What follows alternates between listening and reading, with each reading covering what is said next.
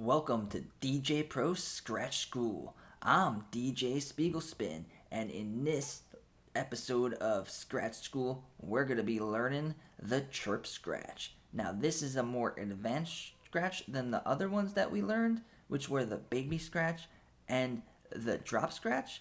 Now we're doing the chirp scratch, and it requires the crossfader and it requires talent. So let's get started. Okay, even though that the chirp scratch is a more advanced scratch, I'm going to show you some tips and tricks to make it easy and fun to do with DJ Pro on the iPad and also if you're using a controller. So the difference between the baby scratch and the chirp scratch is that we're using the crossfader. So the movement on the jog wheel is still the same. We're still doing this movement. But instead of hearing that reverse noise that you hear when you do the baby scratch, which is this noise, we're going to cut that out so that we just hear a clean chirp. And the way to do that is as soon as you hit the scratch sample, you want to turn off the crossfader. So an easy way to do this on DJ Pro with the iPad is have the crossfader turned off and then put your finger in the middle. This will have the crossfader on, but as soon as you take your finger off, that second it'll cut this noise. So instead of hearing the baby scratch, we're going to hear a nice clean chirp.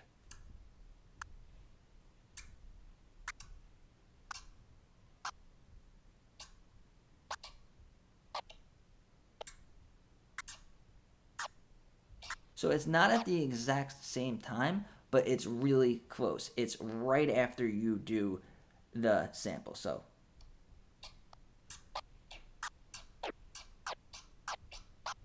now keep doing that. I know it feels silly and I know it could be annoying and tedious, but that is what we're trying to get. We're trying to get that chirp noise without the reverse sound, and then we can mix this in with baby scratches to create some really cool rhythms. And if you're doing the same thing with your controller, DJ Pro in the settings has crossfader cutting mode, so you could just slowly move the crossfader like this as you're moving the jog wheel.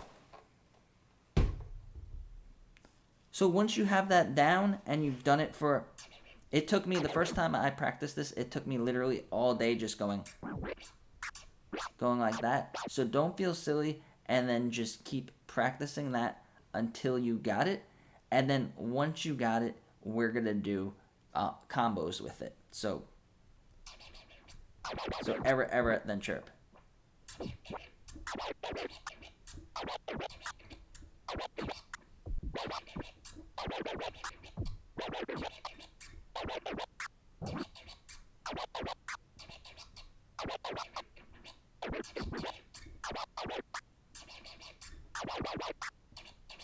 So it is tricky and it's a lot to get used to, and it takes a while, and even if you practiced it for a very long time like I have, it could still be tricky because you want to get the sample to stop playing at the correct time, and then you want to bring it back without playing the reverse sound, and then you want to start it again, but you don't want to get the sample before to play, so it's a little bit tricky. So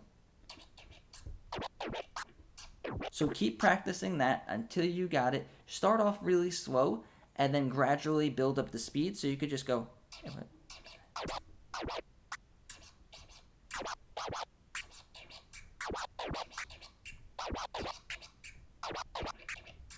And then once you get used to it, you could build it up to go faster. And now once you're comfortable with doing it without a beat, now we're going to add in the beat. And we're just going to do the chirp scratch to the beat. We're not going to do the combos right now. So let's set a beat. I'm using funk hop for this one to switch it up. And we just want the kicks, the tops, and the percussions. It's not the best beat, but it'll work for this example.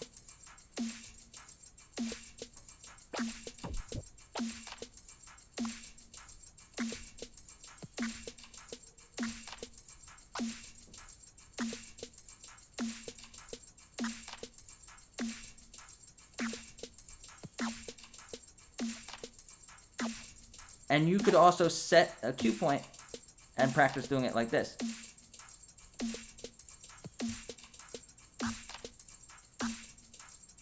still is the exact same sound. You're not scratching, but if you're using your phone or a controller that doesn't have a jog wheel, that's the way you can do it.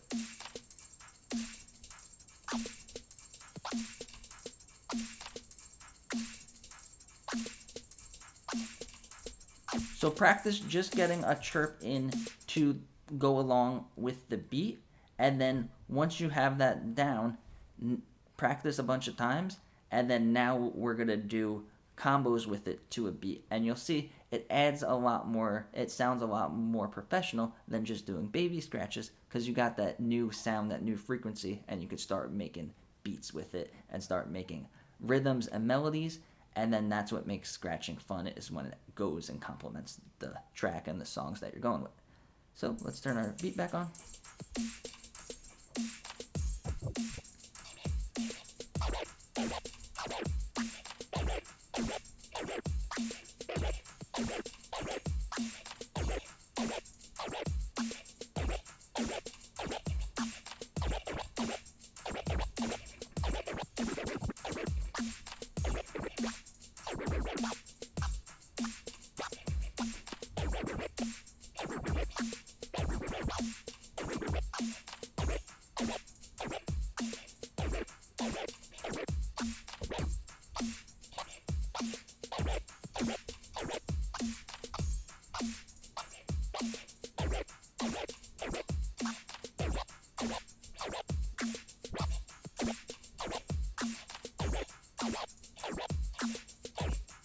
So just practice.